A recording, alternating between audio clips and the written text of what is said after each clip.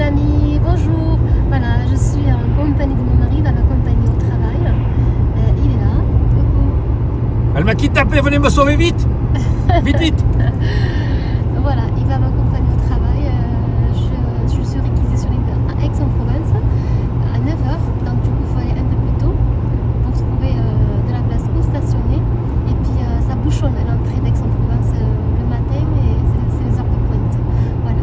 Après, on va se rejoindre pour la suite de la vidéo.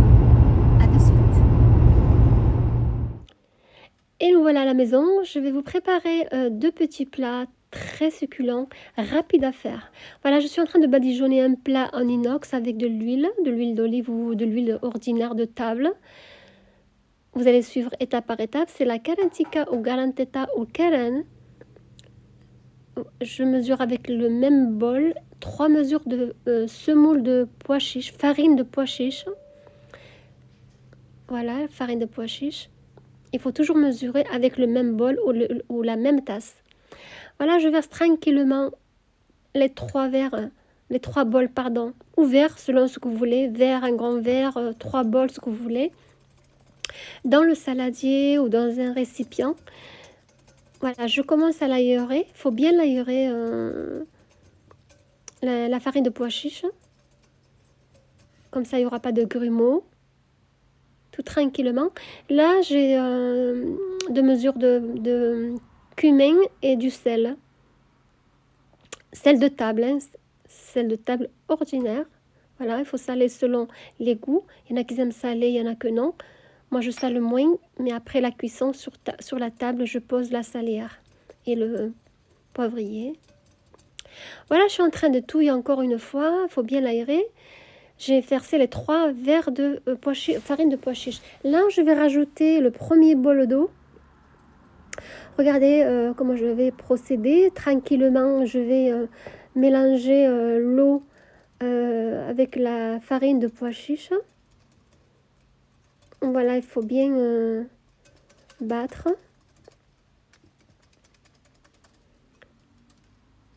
Essayez de ne pas laisser de grumeaux. Le deuxième verre ou le deuxième bol, il faut toujours mesurer avec le même bol. Voilà, encore sans arrêt. Il faut continuer sans arrêt pour éviter les grumeaux, comme je vous avais dit.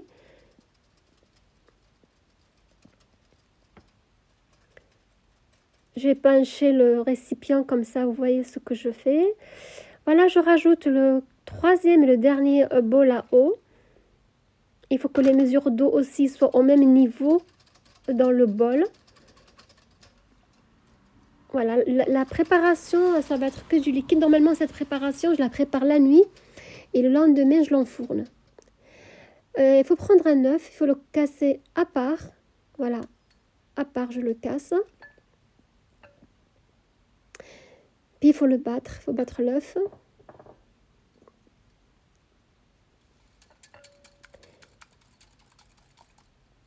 Voilà, ça fait un filet. Puis je le rajoute à la préparation. Et encore, je bats, il faut battre sans arrêt.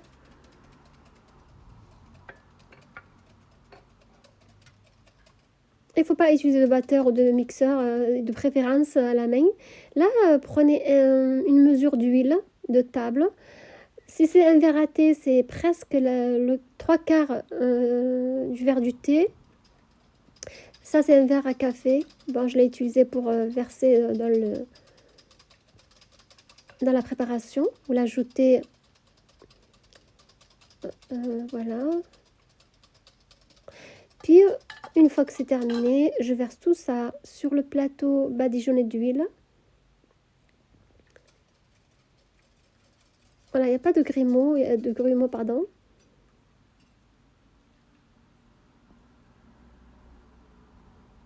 Comme je vous avais dit, de préférence, préparez cette préparation et laissez-la la nuit. Le lendemain, enfournez votre préparation dans le four. Elle sera trop bonne. Là, je préchauffais le four à 180 degrés. Je vais enfourner.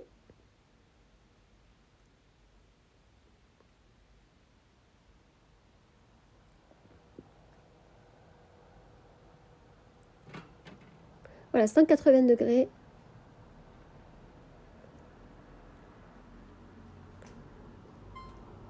Voilà, 20 minutes. Après, c'est de la chaleur tournante. En plus, j'ai comment vous expliquer, un four à double cuisson. C'est dans le four, je peux cuire 2 plats de température différentes. Là, je sors le plat du four.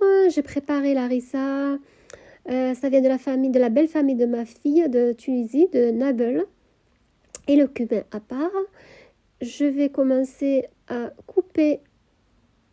Et c'est très très bon. C'est le goût et franchement, c'est trop bon.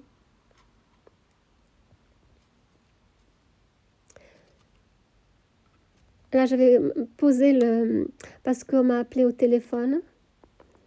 J'ai un appel entre-temps. Il faut décoller les côtés, les 4 côtés. Comme ça va être plus facile pour soulever la part prédécoupée. Et tranquillement, il faut étaler ou poser sur une assiette pour dresser. Voilà, je vais attaquer ou déposer le deuxième morceau. Voilà. Puis voilà, je suis à table. Je me suis attablée avec mon mari. On s'est attablé. Bon, on a accompagné de salade, de laitue, un peu de fromage et quelques fruits. C'est bon. Je vais vous préparer la deuxième préparation qui est très facile. La veille, là, je suis en train de faire revenir des rondelles d'oignons rouges et blanches avec de l'huile d'olive. Mais la veille, j'ai fait frire les aubergines et il faut les couvrir par-dessous avec du papier soupalin. En tout, 6 papiers soupalin, 3 par-dessous et 3 par-dessus. Le sopalin va faire office d'absorption d'huile. Voilà, je couvre à petit feu, je laisse blanchir l'oignon. Si vous avez une plaque d'induction, numéro 3. J'ai rajouté de la pulpe de tomate ou de la tomate concassée. Puis j'ai salé avec du sel pimenté.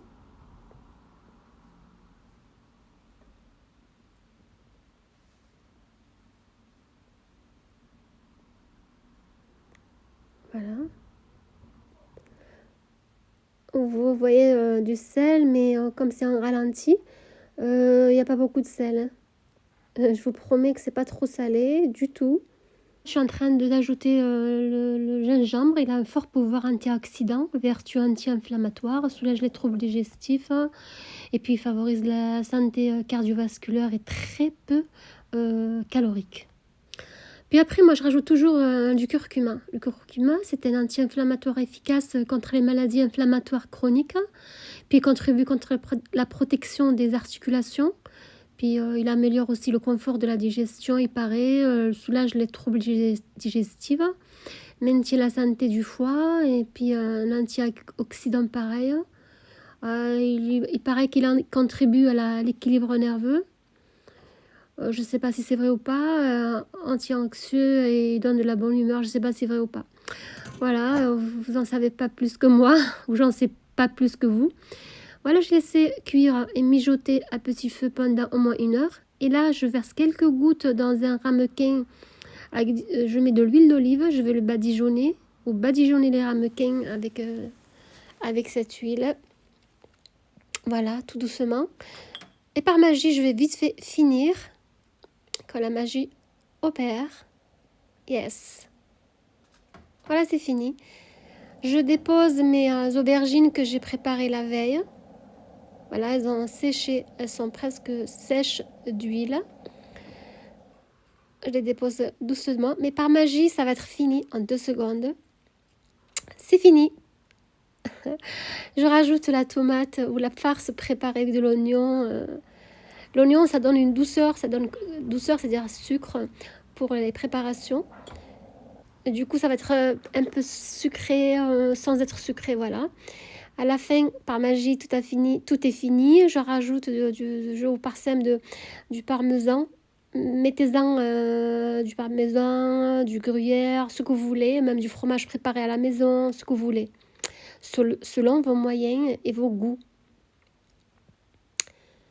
Voilà, quand je parle en français, je suis plus soulagée. Quand je parle en arabe, je bégaye, ça part à droite et à gauche, j'ai dit n'importe quoi. Bon, j'ai couvert le plateau, mon plateau avec du papier aluminium, de l'alu, pour garder la chaleur sous les ramequins, parce que je vais allumer le four en hauteur. J'ai un four combi, un cook combi, c'est-à-dire il cuit en haut. J'ai double cuisson, c'est-à-dire je peux allumer le four. Je peux cuire 2 cuissons, c'est-à-dire une cuisson température haute et l'autre deuxième cuisson température basse. Voilà, je les ai enfournés.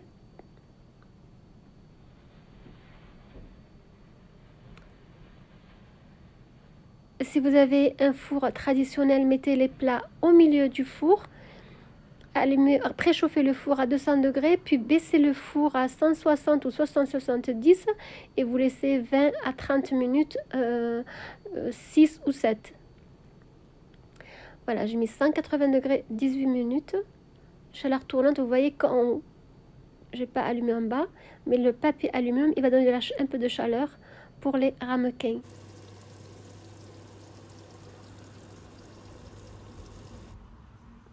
Voilà, j'ai dressé 2 assiettes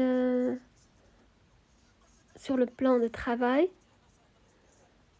J'accompagne d'avocats coupés en rondelles et avec l'emporte-pièce.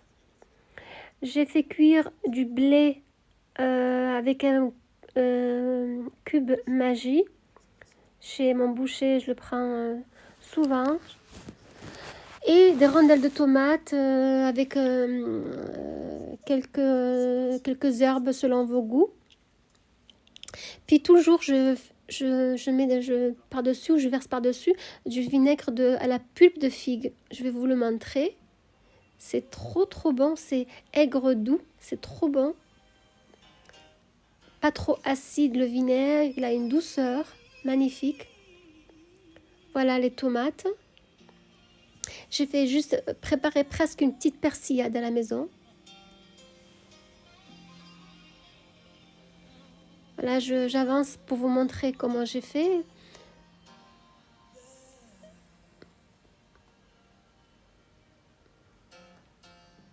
Voilà, chacune prépare ses assiettes ou chacun prépare ses assiettes ou les dresse à sa façon. Je sais que vous savez mieux que moi. Chaque personne est capable de dresser une table mieux que l'autre, ou à sa façon. Voilà, c'est le vinaigre à la pulpe de figue. Comme je vous avais dit, c'est très bon. Voilà, je vais prendre une bouchée. C'est trop bon. Et les filles et les garçons, essayez cette recette. Elle est économique, sans beaucoup d'argent, il n'y a pas de viande. Essayez de d'épater vos invités, préparez des petits plats dans des ramequins comme ça. Vous pouvez, à la place des aubergines, vous pouvez mettre des rondelles de courgettes, des rondelles ou des petits morceaux de fleurs de chou-fleur, tout ce que vous voulez comme légumes. Cette recette, on peut l'accompagner ou la faire de différentes façons. Voilà, je prends la première bouchée. Je suis désolée, je goûte, mais dommage que vous ne pouvez pas sentir l'odeur. C'est magnifique et j'en suis sûre, si vous allez l'essayer, vous allez la réussir. Puis vous me dites votre avis si vous essayez cette recette, ok? Vous me dites, ouais, c'est bon, on l'a réussi, je l'ai réussi, elle est trop bonne ou pas bonne, selon... Je pense que vous allez tous la réussir, c'est sûr, c'est très facile. Voilà, c'est le vinaigre à la pulpe de figue que je vais ranger, je vais le mettre à sa place. Et puis, je vais vous dire à la prochaine vidéo. J'ai plein de vidéos à vous faire voir. Par contre, j'ai pas le temps, franchement. Prise par le travail, prise par les sorties. Pas le temps. Je vous dis gros bisous.